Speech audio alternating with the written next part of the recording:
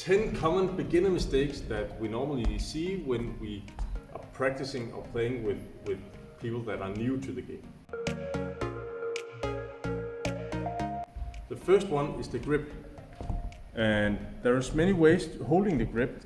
And some tend to place their thumb like this, and others place their pointing finger like that, or hold like this. But all this will make you do some incredible bad shots. So for example, if I hold the panhandle grip,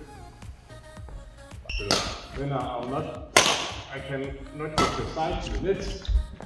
If I instead put my thumb up here, I cannot hold loose because then my pointing finger will break.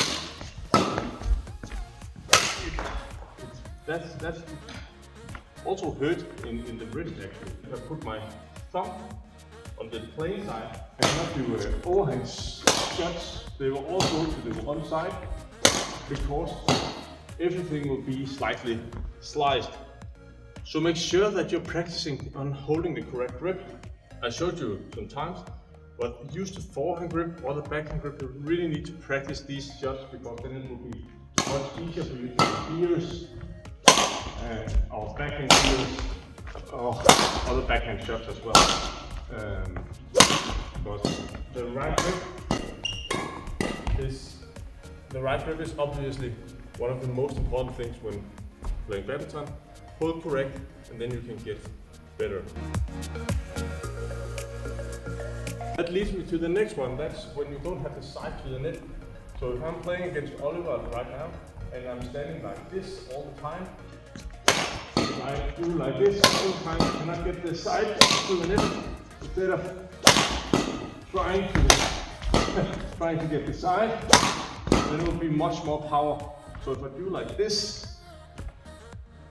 that will be so difficult for me to get forward or to do anything with the shuttle instead of just, I really have to be able to move and have to create power. So really need to get the side towards the net and not do like this. And some people, when they do like this, they also place their thumb like this.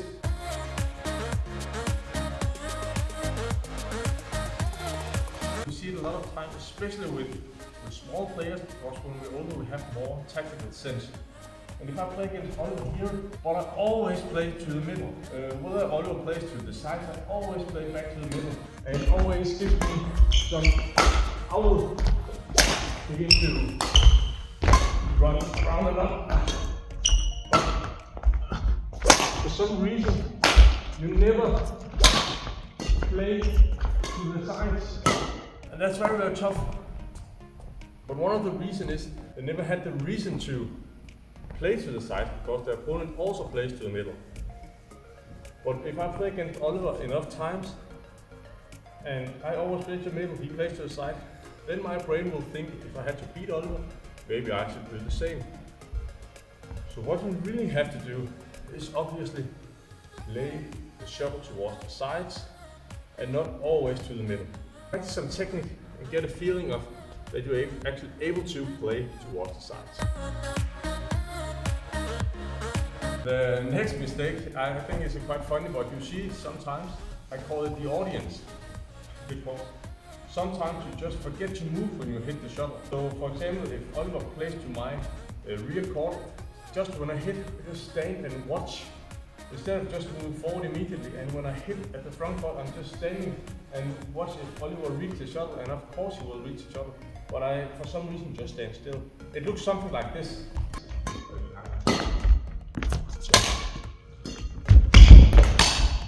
So,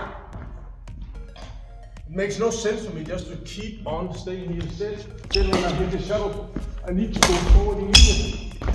So I'm ready for the shuttle. It is so important. And it also happens at the front court that sometimes when I hit here, and then I have to go back and see if I can get to the shuttle. Of course, I could, because I'm not a beginner. But for some people, that is difficult. So you really have to keep moving. You have no time for breaks unless the shuttle is actually in the ground. Only focus on the shots and not on the footwork or anything else. So that means when I'm going to play badminton, I only focus on how to do something up here, but we're not focusing on how to get to the corner. So let's say that I just practice a lot of, let's say, lift from this area. If I am in the right position and in this area, I can do great shots. So if he plays to that corner during a match, my footwork might be totally wrong. So it could be something like that. Because I haven't focused on how to move to it. I only focused on the shots, and we see it a lot actually. It's also with the intermediate players that always want to practice their backhand for some reason. And if they only practice the backhand standing like this and play backhand, it will be difficult. What is important when playing the backhand is obviously the movement down.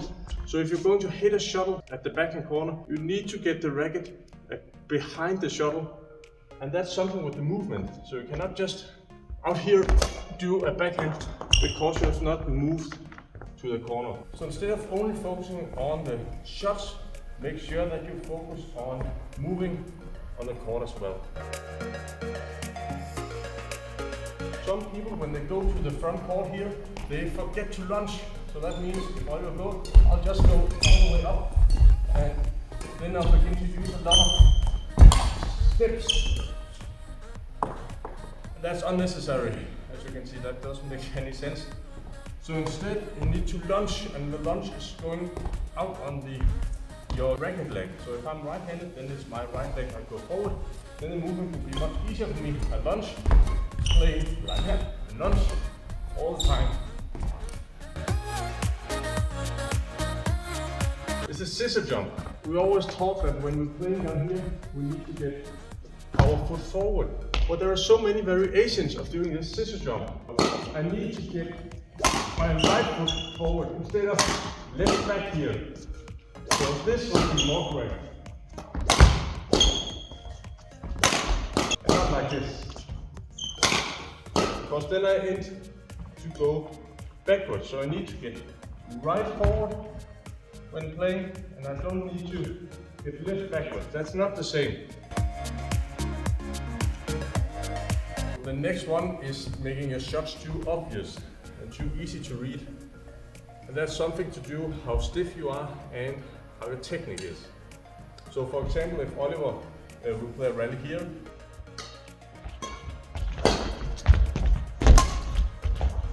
so in this case, the backhand is way too stiff, and Oliver knows that I cannot do anything. I cannot do any shots if my racket is this stiff when going to the court. Check, relax, get down. So I will have much more variations if I relax and do something down here.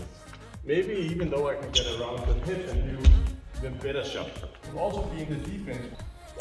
Maybe I do a long strip. Also just because this is, when it's so stiff, I'm not able to do any variations. So Oliver, it's very easy for Oliver to see what I'm doing these very, very easy to read shots. You need to do some repetitions if you want your shots to be good. You cannot just learn it and do 10 lifts and expect them to be good forever. No, me and Oliver has practiced these shots for almost 20 years. So we know how to do the lift, but you cannot just go out and practice 10 lifts in 2 weeks and expect it to be good all the time because you know you practice it. You need to keep practicing.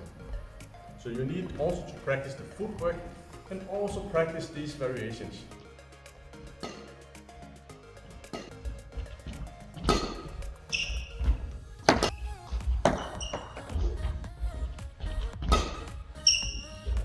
All of these small variations in your practice that can help you develop a technique that is more stable. For example, if Oliver and I are playing and I'm really tightened up and really energized, it will be very tough for me and very easy for Oliver.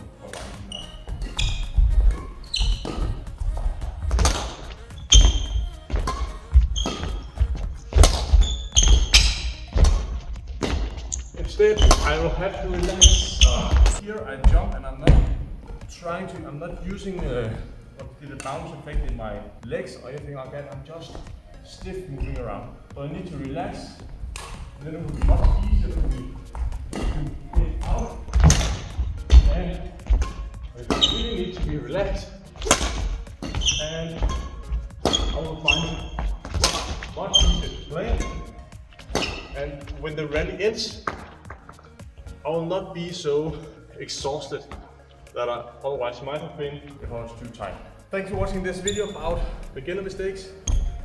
Remember to hit subscribe. I know many of you haven't done it, or if you want to see more of this type of content.